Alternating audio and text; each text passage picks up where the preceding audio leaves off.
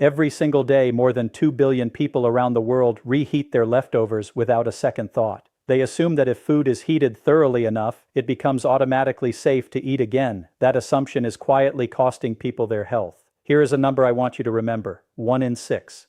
That is the proportion of all cancer cases worldwide that researchers now associate with dietary factors, including how food is stored, reheated, and consumed. According to data published in CA, a cancer journal for clinicians, poor dietary habits are the second leading modifiable risk factor for cancer worldwide, ranking just behind tobacco use.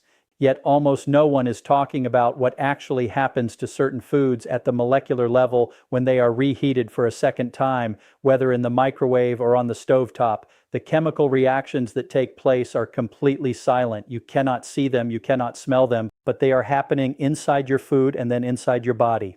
My name is Dr. William Lee. I have spent more than 15 years studying nutritional biochemistry and the relationship between food science and preventive oncology. Today I am going to show you 4 foods that you are almost certainly reheating, foods that are probably sitting in your refrigerator right now, foods that undergo documented, scientifically verified chemical transformations when reheated, transformations that carry a measurable cancer risk. Stay with me until the end of this video because the 4th food on this list is one that almost every health-conscious person believes is completely safe. That belief, however, is dangerously mistaken. Before we go any further, I want you to understand something important. This is not about a minor inconvenience. This is not about an upset stomach or temporary food poisoning. What we are discussing is the slow, cumulative buildup of carcinogenic compounds inside your body over months and years, the kind of silent damage that often goes unnoticed until it becomes extremely difficult to reverse. Cancer rarely develops overnight. It is a gradual process, a slow progression. The building blocks of that process, free radicals, advanced glycation end products, nitrosamines, and lipid peroxidation byproducts, often enter your body not through cigarette smoke or industrial pollution, but through your own kitchen.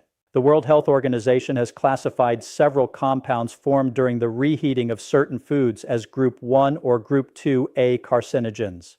Group 1 means there is conclusive evidence that the substance causes cancer in humans. Group 2A means it is probably carcinogenic to humans. These are not theoretical concerns. They are documented chemical reactions that occur in your kitchen, on your stovetop, or inside your microwave every time the wrong foods are reheated the wrong way. And here is the part that should concern you the most. The people at greatest risk are not those with unusual eating habits. They are ordinary people who believe they are making healthy food choices. Lean proteins, cooked vegetables, rice, and eggs. These are the 4 food categories we are going to examine today. After watching this video, you will never look at your leftovers the same way again. Before we continue, let me briefly explain why I am qualified to discuss this topic. Not to impress you, but because in a world overflowing with health misinformation, you deserve to know who is giving you advice and why that advice is credible. I completed my medical training with a focus on internal medicine, followed by advanced fellowship training in nutritional biochemistry. Over the past 15 years, my research has focused specifically on how cooking methods, heat exposure, food storage, and food reheating alter the molecular structure of macronutrients and generate byproducts that interact with human DNA and cellular metabolism. For this video, I have reviewed hundreds of peer-reviewed scientific studies. Every claim I make is supported by published research from respected journals, including Food Chemistry, the Journal of Agricultural and Food Chemistry, Carcinogenesis, and the Lancet Oncology. I will explain the underlying mechanisms in clear, easy-to-understand language because the science is real, the evidence is strong, and you deserve to understand it. I am not here to sell you a supplement. I am not here to scare you into purchasing a course. I am here because preventive medicine begins with knowledge, and the information I am about to share could genuinely help protect you and your family. Before we discuss the specific foods, I need to give you a brief but essential introduction to food chemistry. Please do not skip this section. It is the key to understanding everything that follows. When food is cooked for the first time, heat produces predictable and generally manageable chemical reactions. Proteins unfold, starches gelatinize, and fats emulsify. These are normal processes. However, when you reheat food that has already undergone these changes, especially food that has been stored in the refrigerator for several hours or even several days, an entirely different set of reactions begins to occur. First, oxidation. Fats and proteins that have been exposed to oxygen during storage become chemically unstable. When heat is applied again, these already damaged molecules break down even further into compounds known as lipid peroxides and malondialdehyde, both of which are well-documented agents capable of damaging DNA. Second, the Maillard reaction gone wrong. The Maillard reaction is responsible for the rich flavor and appealing brown color of many cooked foods. However, when proteins and sugars are repeatedly exposed to high temperatures, they can produce compounds known as advanced glycation end products, or AGEs. These compounds promote chronic inflammation, one of the major biological drivers of cancer development. Third, nitrite conversion. Certain foods, particularly those naturally high in nitrates, undergo bacterial conversion while they are stored in a refrigerator. When these foods are reheated, the nitrates are converted into nitrites, which can then be further transformed into nitrosamines, compounds that the World Health Organization classifies as probable or confirmed carcinogens. 3 mechanisms: oxidation, advanced glycation, and nitrosamine formation. Keep these 3 terms in mind as we go through each food, because you will see one or more of these mechanisms involved in every example we discuss. Food number 1, cooked rice. Rice is the most widely consumed staple food on Earth. More than 3 billion people rely on rice as their primary source of calories. Billions of those people reheat leftover rice every single day. It is a deeply ingrained habit across nearly every culture in the world. However, there is a serious problem with this practice, one that has very little to do with the reheating process itself and everything to do with what happens during the time the rice spends in the refrigerator between the first cooking and the second. As cooked rice cools, it becomes an almost ideal environment for the growth of a bacterium known as Bacillus cereus. This is not a rare contaminant. It is naturally present in raw rice. It survives the initial cooking process and can multiply rapidly in cooked rice that is left at room temperature or stored in the refrigerator for extended periods. When you reheat the rice, the heat may kill the bacteria, but it does not destroy the heat-resistant toxins they have already produced. Those toxins survive the microwave. They survive the stovetop, and they enter your digestive system intact. However, while the bacterial risk is significant, it is not the primary cancer concern. The cancer concern is this: Bacillus cereus produces a toxin called cerulide, which laboratory studies have shown can damage the mitochondria inside human cells. Mitochondrial dysfunction is recognized as one of the early biological events that can contribute to malignant cellular transformation, the process by which a healthy cell gradually becomes cancerous. There is another less frequently discussed but equally important concern associated with reheated rice. Repeated heating of starch-rich foods increases the formation of acrylamide, a chemical compound produced when natural sugars react with the amino acid asparagine under high heat. The International Agency for Research on Cancer, IARC, classifies acrylamide as a Group 2A carcinogen, meaning it is probably carcinogenic to humans. So what should you do instead? Whenever possible, cook rice fresh. If you need to store it, spread it out on a shallow tray immediately after cooking so it cools quickly. Refrigerate it within 1 hour. Consume it within 24 hours and never reheat rice more than once. Food number 2, cooked chicken. Here is something that may surprise you. Chicken is the world's most popular lean protein. Doctors, dietitians, bodybuilders, and health-conscious families all recommend it and frequently build their meals around cooked chicken. And when leftover chicken ends up in the refrigerator, almost everyone reheats it. This is where the problem begins. When proteins, particularly those found in animal muscle tissue, are exposed to high temperatures for a second time, they undergo a process known as protein oxidation. One consequence of this process is the formation of compounds called heterocyclic amines, or HCAs. HCAs are not a controversial topic in nutrition science. They are among the most extensively researched dietary carcinogens in the scientific literature. Once HCAs enter the body, liver enzymes metabolize them into highly reactive compounds that can bind directly to DNA. This interaction with DNA can produce genetic mutations. Mutations affecting critical genes, especially tumor suppressor genes, represent one of the primary mechanisms through which cancer begins. A landmark study published in Carcinogenesis found that individuals who frequently consumed well-done or reheated poultry had a statistically significant increase in the risk of colorectal cancer. A separate analysis conducted by the Harvard T.H. Chan School of Public Health found that frequent consumption of reheated processed chicken was associated with an increased risk of pancreatic cancer, one of the deadliest forms of cancer with a 5-year survival rate of only 11%. Foods number 3 and 4 are the ones most people misunderstand. Food number 3 primarily affects people who take pride in maintaining a clean, healthy diet. Food number 4 is something that nutritionists and physicians routinely recommend eating, yet the risks associated with reheating it remain almost completely unknown to the general public. If you find this type of evidence-based, practical health information valuable, I encourage you to subscribe to this channel. I publish one new video every week, and each one follows the same approach as this video. Peer-reviewed scientific research translated into practical information that you can actually apply. No hype, no supplements, no hidden agenda, just the science and what it means for your health. Food number 3, spinach and other nitrate-rich leafy greens. Spinach is arguably one of the most celebrated vegetables in healthy eating. It is rich in iron, folate, magnesium, and powerful antioxidants. Nutritionists, oncologists, and cardiologists consistently recommend eating more spinach, and they are absolutely right when it is eaten fresh or cooked once and consumed immediately. The problem arises when spinach is stored and then reheated. Spinach, along with celery, beets, lettuce, and Swiss chard, is among the richest dietary sources of naturally occurring nitrates. In their natural form, these nitrates are beneficial. They help support cardiovascular health and contribute to healthy blood pressure regulation. However, once cooked spinach is refrigerated, naturally occurring bacteria on the surface of the leaves begin converting those nitrates into nitrites. This is the same chemical conversion that occurs in cured meats. It is also one of the reasons the World Health Organization classified processed meat as a Group 1 carcinogen in 2015. When spinach that has been refrigerated for 24 hours or longer is reheated, you are applying heat to a vegetable that has already undergone substantial nitrate to nitrite conversion. Under heat, those nitrites can react with amino acids present in the spinach and later in your stomach to produce nitrosamines.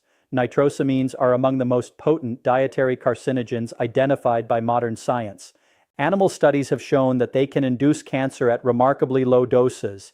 In addition, epidemiological research consistently associates high nitrosamine exposure with an increased risk of gastric, esophageal, and colorectal cancers. This is not a hypothetical concern created for this video. The European Food Safety Authority, EFSA, has issued formal guidance regarding dietary exposure to nitrates and nitrites from vegetables, specifically warning about the potential risks associated with reheating nitrate-rich vegetables after they have been stored following cooking. The irony is devastating. One of the healthiest foods on earth can become a source of carcinogenic compounds simply because of a storage and reheating habit practiced every week by millions of health-conscious people. So, what should you do instead? Cook spinach and other leafy greens fresh whenever possible.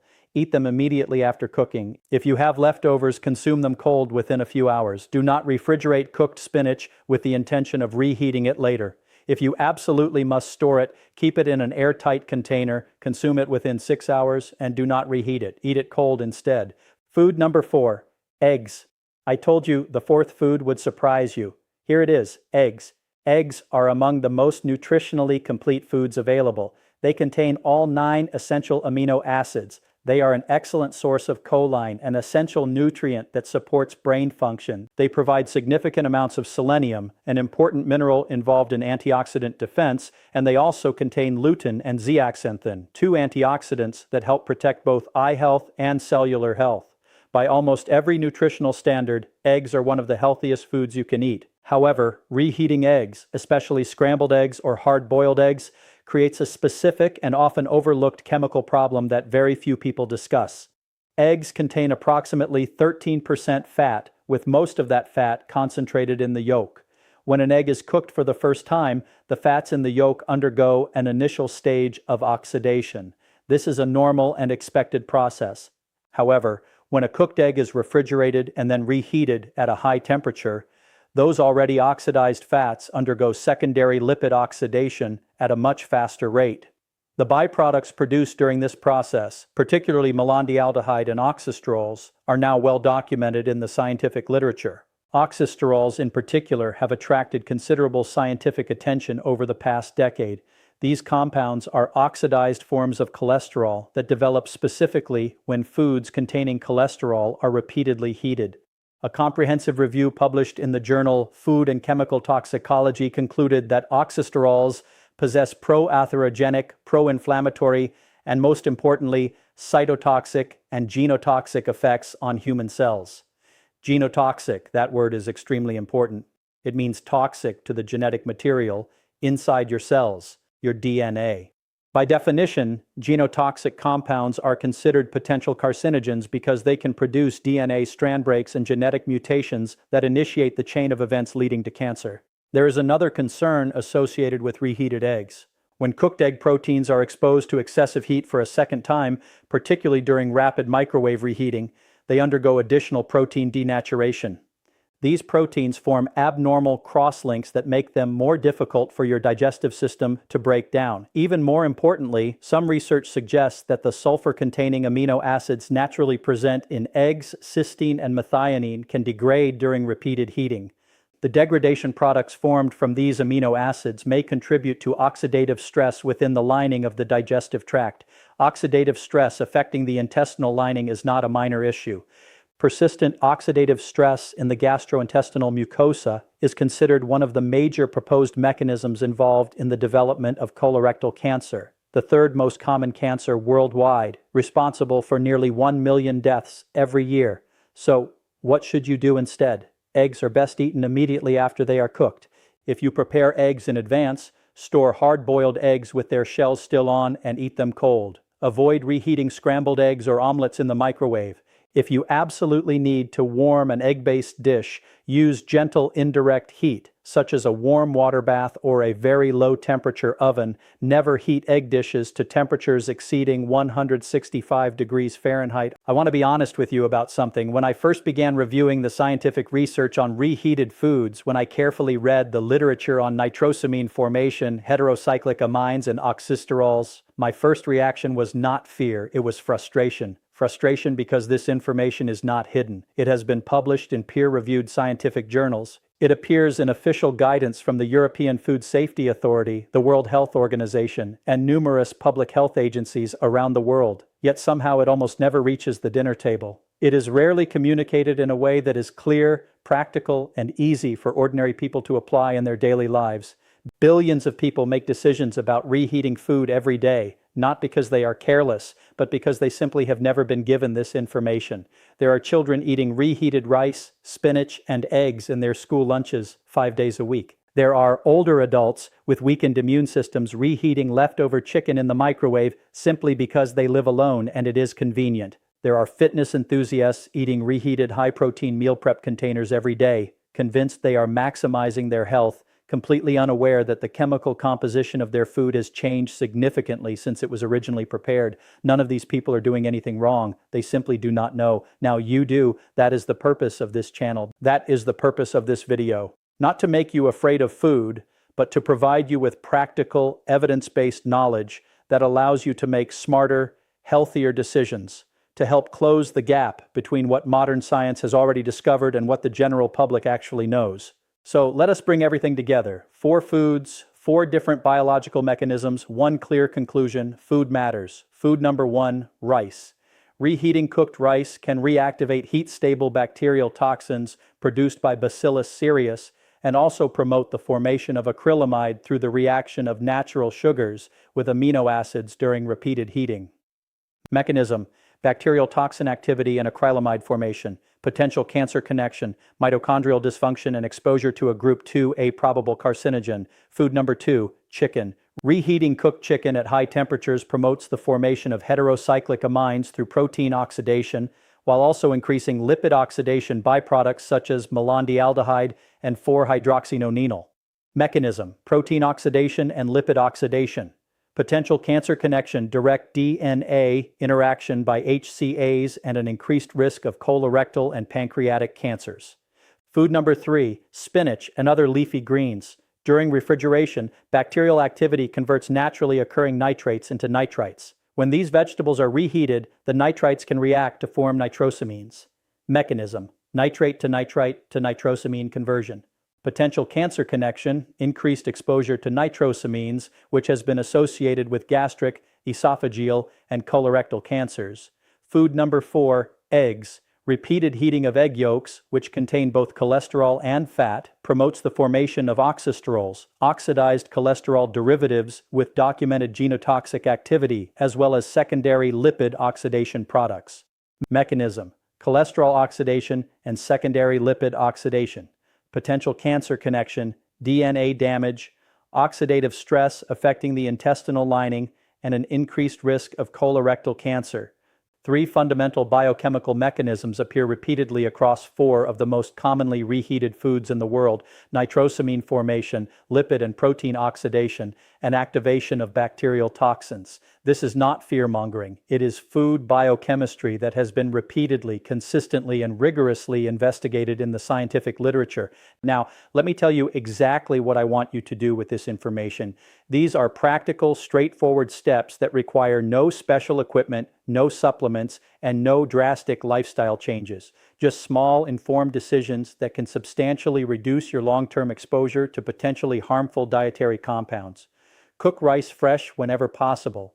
If you store it, cool it within 1 hour, refrigerate it immediately, consume it within 24 hours, and never reheat it more than once. Whenever possible, eat leftover cooked chicken cold in salads or wraps. If reheating is necessary, use the lowest effective temperature and avoid overheating beyond the recommended safe internal temperature. Do not reheat cooked spinach, Swiss chard, beet greens, or celery. Eat them cold or prepare them fresh instead. Store cooked leafy greens for no longer than 6 hours before consuming them cold. Cook eggs fresh whenever possible. If you prepare hard-boiled eggs in advance, store them unpeeled and eat them cold. Never microwave scrambled eggs or other egg-based dishes. Invest in a food thermometer. Gentle reheating below 165 degrees Fahrenheit or 74.4 degrees Celsius can significantly reduce the formation of many of the compounds discussed in this video compared with high-temperature cooking methods. Avoid reheating any food more than once. One cooking, one reheating maximum. After that, discard the leftovers. Whenever possible, use a low-temperature oven instead of a microwave when reheating protein-rich foods. Microwave ovens can create uneven, localized hotspots that may accelerate oxidation reactions. Plan your meal portions carefully so that you produce fewer leftovers in the first place. That is the single most effective behavioral change you can make. Before I finish, I want to ask you something, and I genuinely want to hear your answer. Which of these four foods surprised you the most? Was it rice, the food almost everyone reheats without giving it a second thought? Was it chicken, the protein that millions of people preparing healthy meals consider the gold standard? Was it spinach, the vegetable that virtually every health expert encourages you to eat more often? Or was it eggs? Let me know in the comments below. And if there is a specific food you would like me to investigate in a future video, something you eat regularly or frequently reheat, leave that in the comments as well. I read every single comment. Your questions help shape the research and future videos on this channel. Before we finish, there is one final message I want to leave you with. Think about someone in your life who reheats leftovers without giving it much thought. Perhaps it is a parent, a brother or sister, a college student living on meal prep chicken and rice, a spouse who has been reheating leftover spinach throughout the week, or someone who microwaves scrambled eggs every morning because they prepared a large batch on Sunday. They do not know what you know now, and you can change that in less than 10 seconds simply by sharing this video with them. Not to frighten them, not to lecture them, simply to give them the same information that you now have, because they deserve the opportunity to make informed decisions about their health just as much as you do. The research is real, the potential risks are real, and the solutions are remarkably simple. Share this video because preventing cancer is not only a personal responsibility, it is also something we can help one another achieve. As always, I want to end with an important clarification. Everything presented in this video is intended for educational and informational purposes only. It is not intended to serve as personal medical advice, a medical diagnosis, or a treatment recommendation. The scientific evidence discussed in this presentation reflects findings published in peer-reviewed medical and scientific literature available at the time this video was produced.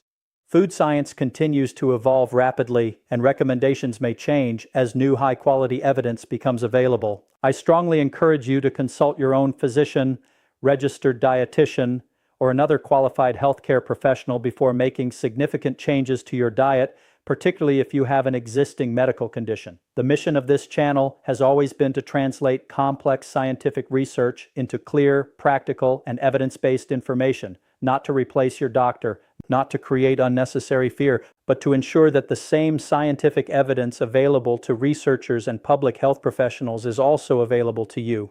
Because you deserve nothing less than complete, accurate, evidence-based information about your own health. Thank you for watching. I am Dr. William Lee, and I look forward to seeing you in the next video.